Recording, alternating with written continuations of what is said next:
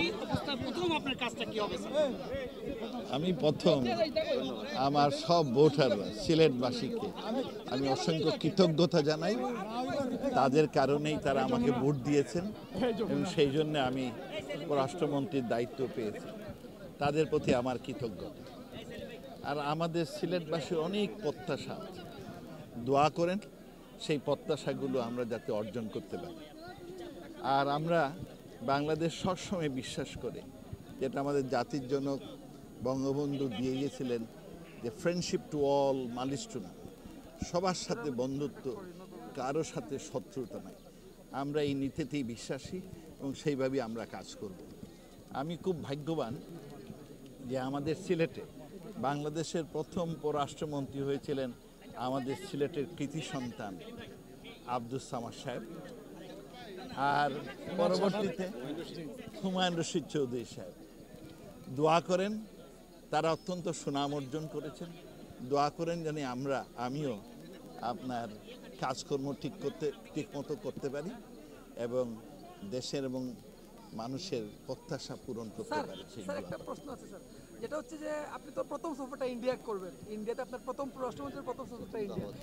ভারতের যিনি প্রধানমন্ত্রী এখন আছেন নরেন্দ্র মোদী, তিনি যখন ক্ষমতায় এসেছিলেন এবং শেখ হাসিনার সাথে যখন বৈঠক হয়েছিল, তখন তিনি একটা কথা বলেছিলেন যে তিনি ক্ষমতা থাকা অবস্থায় তিস্তা চুক্তি বাস্তবায়ন করবেন। সেক্ষেত্রে ওনার সময়টা স্যার প্রায় সময় শেষ হয়ে আসছে, 6 মাসের মতো আছে। সেক্ষেত্রে আপনি প্রথমে এখানে যাচ্ছেন, তিস্তা চুক্তির ব্যাপারে আপনারা আসলে কি করবেন? ভারত আমাদের প্রতিবেশী রাষ্ট্র, বন্ধু রাষ্ট্র, তাদের সাথে আমাদের সম্পর্ক অত্যন্ত উষ্ণ এবং আমাদের এইবারের নির্বাচনের পরে সবচেয়ে প্রথম যিনি আমাদের মাননীয় প্রধানমন্ত্রীকে ফোন করেছেন তিনি হচ্ছেন ভারতের প্রধানমন্ত্রী নরেন্দ্র মোদী।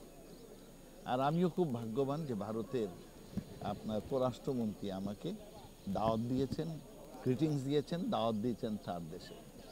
আমাদের সাথে ভারতের সম্পর্ক অত্যন্ত মধুর এবং বিভিন্নভাবে আমাদের তাদের সাথে সম্পর্ক।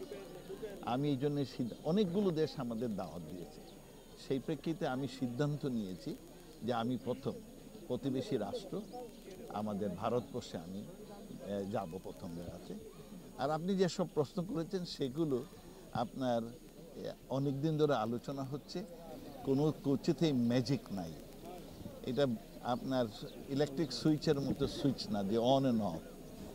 অনেক দূর আলোচনা হয়েছে, আমরা আলোচনা চালিয়ে যাব এবং আমি সবসময় আশাবাদী, আমরা সবসময় আশাবাদী, আমরা বিজয়ের জাতি, আমরা সবকিছু মিয়ানমারের পার্বত্য চট্টগ্রামের ঠিক উল্টা দিকে একটা ব্রিজ তৈরি করেছে, আপনি জানেন বোধহয়, গতকালকে এটা বিভিন্ন গণমাধ্যমে এসেছে। সেই ব্যাপারে সরকারের পক্ষ থেকে কোনো প্রোটেকশন দেওয়া হবে কিনা বা প্রতিবাদ জানানো হবে কিনা বা এই ধরনের কোনো সিদ্ধান্ত আছে? আমরা নতুন শুনেছি, আমরা এ নিয়ে আলোচনা করব এবং আলোচনা করে আমরা সিদ্ধান্ত নেব। আপনি তখন তো ভারত যাবেন, তিস্তা চুক্তি নিয়ে কি আলোচনা হবে কিনা এইবারের সৌজন্য সফর?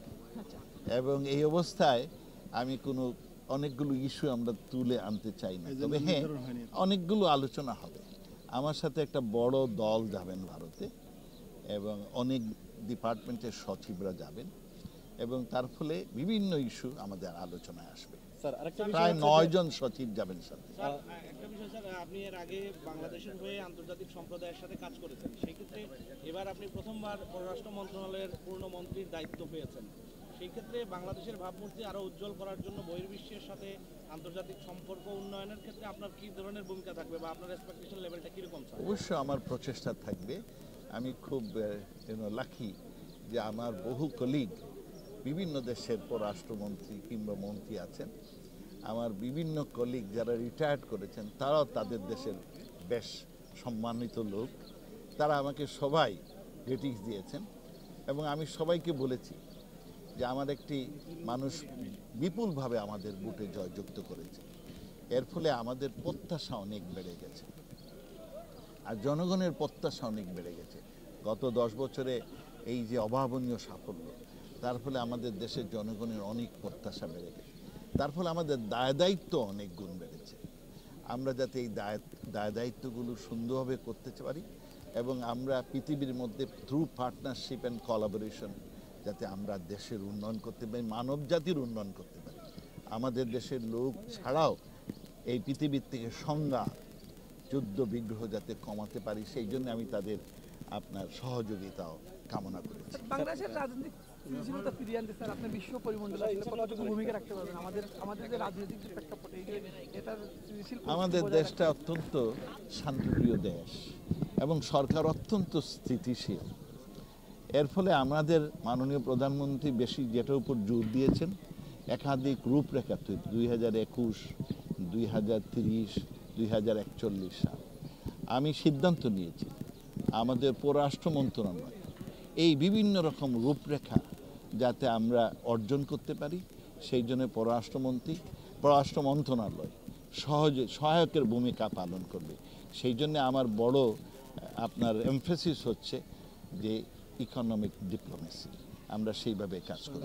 আপনি শুনে খুশি হবেন, আজকে এই সকালবেলা জাপান আমাদের বড় বন্ধু এবং অনেক দিনের বন্ধু, তাদের ইকোনমিক রিভাইটালাইজেশন মন্ত্রী একটা বিরাট দল নিয়ে এসেছেন এবং আমাদের দেশে কিভাবে ওনারা অলরেডি অনেক কাজ করছেন, আরও কিভাবে কাজ করতে পারেন, সম্পৃক্ত হতে পারেন, সে নিয়ে আমাদের আলোচনা হয়েছে।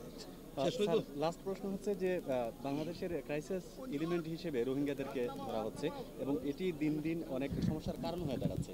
এক্ষেত্রে গত 1 বছরে আসলে তেমন রোহিঙ্গা প্রত্যাবর্ষণের বা পাঠানোর যে প্রক্রিয়া সেটা অনেক ধীরগতি হচ্ছে এবং কোনো ধরনের কোনো ইমপ্লিমেন্ট করা যাচ্ছে না। এক্ষেত্রে বিশেষ করে আপনার মন্ত্রণালয় কোন ধরনের পদক্ষেপ নেবে এবং কি পরিকল্পনা রয়েছে, বিশেষ কোনো পরিকল্পনা আছে কিনা? দেখেন, রোহিঙ্গা ইস্যুটা খুব কমপ্লিকেটেড ইস্যু এবং অত্যন্ত জরুরি ইস্যু। তা আমরা এ নিয়ে অনেক কাজকর্ম হয়েছে, এই নিয়ে আমরা আরও আলোচনা করতে হবে এবং করে আমরা চেষ্টা করব যে এই একটা সিচুয়েশনটা আমরা কিভাবে আমাদের সপক্ষে নিয়ে আসতে পারি।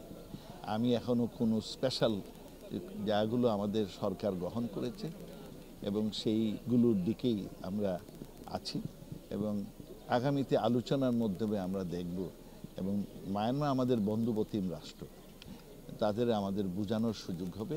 আমি যেটার উপরে বেশি এমফেসিস দিচ্ছি যে এই সমস্যা যদি অনেক দিন দিয়ে রাখা হয় তাহলে এই অঞ্চলে অশান্তি সৃষ্টি হতে পারে।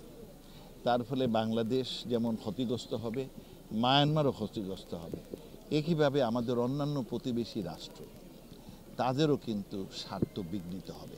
এই জন্য সকলের মঙ্গলের জন্য এই সমস্যার সমাধান সুস্থভাবে এবং শান্তিপূর্ণভাবে সমাধান করি।